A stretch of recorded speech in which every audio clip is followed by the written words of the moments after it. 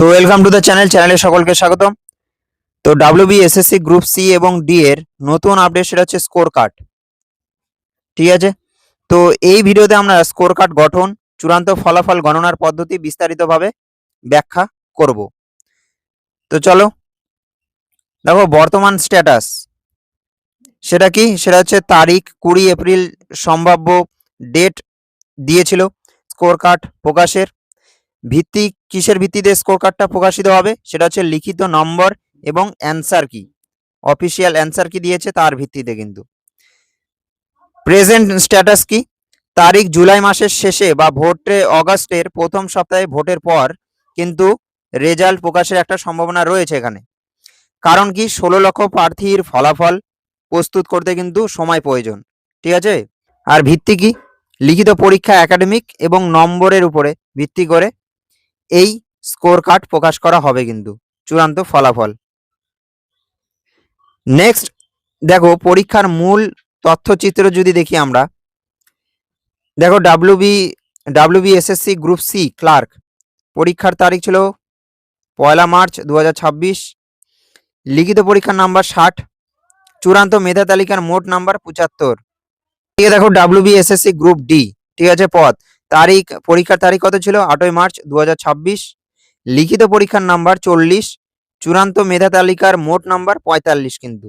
ঠিক আছে, এবার দেখো স্কোর কার্ড গঠন।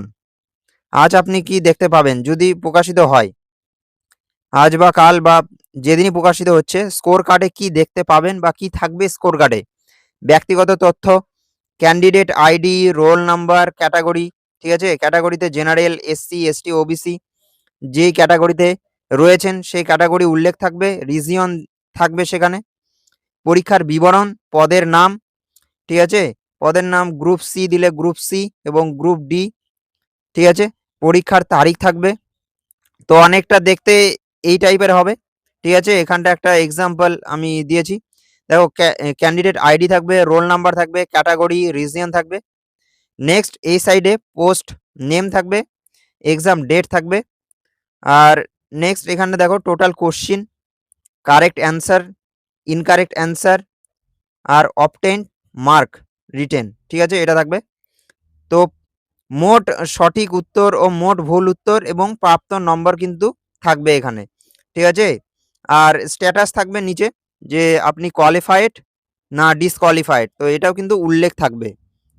তো এখান থেকেও একটা কিন্তু ধারণা পাওয়া যায় যে তুমি পাস করেছো কি করনি লিখিত পরীক্ষায়। ঠিক আছে, সেটা কিন্তু স্ট্যাটাসে উল্লেখ থাকবে, কোয়ালিফাইড অর ডিসকোয়ালিফাইড। ঠিক আছে, তো স্ট্যাটাস এখানটা দেখো, লিখিত পরীক্ষায় কাট অফ অনুযায়ী আপনি কোয়ালিফাইড নাকি ডিসকোয়ালিফাইড এটা কিন্তু উল্লেখ থাকবে এখানে। এটি শুধুমাত্র পরবর্তী ধাপের জন্য একটা একটা কিন্তু যোগ্যতা, চূড়ান্ত চাকরি নয়। ঠিক আছে, এই স্ট্যাটাস কিন্তু একটা কি পরবর্তী ধাপের জন্য যোগ্যতা নির্ণয় করবে, যে পরবর্তী স্টেপে বা নেক্সট ফেজে কি আপনি যাবেন কি না। ঠিক আছে, এই স্ট্যাটাস কিন্তু চাকরি পাবে এটা কিন্তু নির্ভর করছে না এই স্ট্যাটাসের উপরে। ঠিক আছে, তো এটা একটা পরবর্তী ধাপের জন্য একটা যোগ্যতা, একটা বাছাই পর্ব এটা কিন্তু। ঠিক আছে, তো এখানটা নেক্সট দেখো, গ্রুপ সি চূড়ান্ত মেধা স্কোর কিভাবে গণনা করা হবে। এখানে দেখো গ্রুপ সি এর ক্ষেত্রে এখানে দেখো সর্বোচ্চ স্কোর 60, একাডেমিক 10 থাকবে, 10-এর মধ্যে কাজের অভিজ্ঞতা, যারা এক্সপিরিয়েন্স রয়েছে যাদের, তারা এখানটা 5 নম্বর পাবে। তো টোটাল এখানটা চূড়ান্ত স্কোর দাঁড়াবে 75। তো 75-এর মধ্যে গ্রুপ সিতে কিন্তু মেধা স্কোর যাচাই হবে। ঠিক আছে, এখানে দেখো নেক্সট গ্রুপ সি একাডেমিক নম্বরের বিভাজন, সর্বোচ্চ 10 নম্বর থাকবে এখানটা। তো এখানে দেখো যে ফার্স্ট ডিভিশন পাবে সে 10-এ 10 পাবে এখানে, যে সেকেন্ড ডিভিশন পাবে সে 10-এ 8 পাবে এখানে, যে থার্ড ডিভিশন পাবে সে 10-এর মধ্যে 6 পাবে। তো এইভাবে কিন্তু একাডেমিক স্কোর নির্ণয় হবে এখানে। ঠিক আছে, ক্লিয়ার। নেক্সট দেখো গ্রুপ সির উদাহরণ, ফ্রেশার বনাম অভিজ্ঞ প্রার্থী। তো এখানে দেখো দুটো উদাহরণ, দুটো এক্সাম্পল যদি দেখি, লিখিত পরীক্ষা যদি 55 পায়, একাডেমিকে 10-এ 10, আর এক্সপিরিয়েন্স তো এক্সপিরিয়েন্সের নাম্বার নেই ফ্রেশার্সদের, তো মোট হচ্ছে 75-এ 65।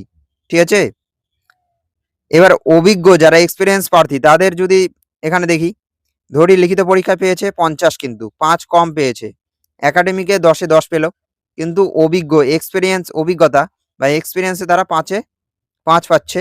সেই জন্য এখানে দেখো 75-এ 65 সেম হয়ে যাচ্ছে।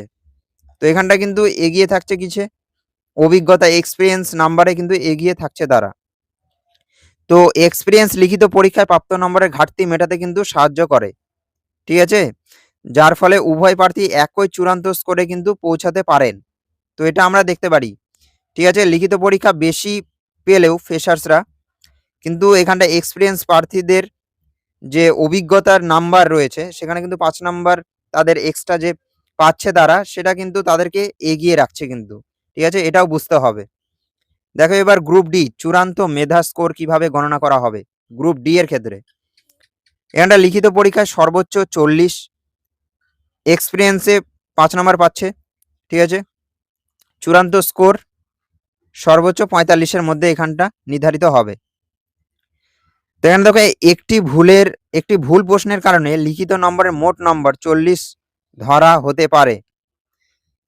সবাইকে 1 নম্বর গ্রেস দিলে, ঠিক আছে, অথবা প্রশ্নটি বাতিল করে মোট নম্বর 39 হতে পারে কিন্তু, ঠিক আছে।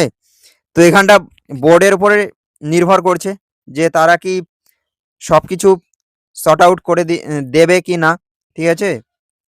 1 নাম্বার ধরে দেবে বা বাতিল করে দেবে সেটা তাদের উপরে নির্ভর করছে।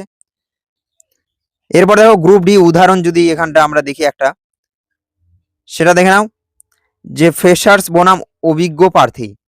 দেখো ফ্রেশার্স প্রার্থী রয়েছে এদিকে, লিখিত পরীক্ষা যদি 32 পায়, ঠিক আছে, 40-এর মধ্যে, তারা তো এক্সপিরিয়েন্সের নাম্বার পাচ্ছে না এখানে, তো 45-এ তারা 32 পেল।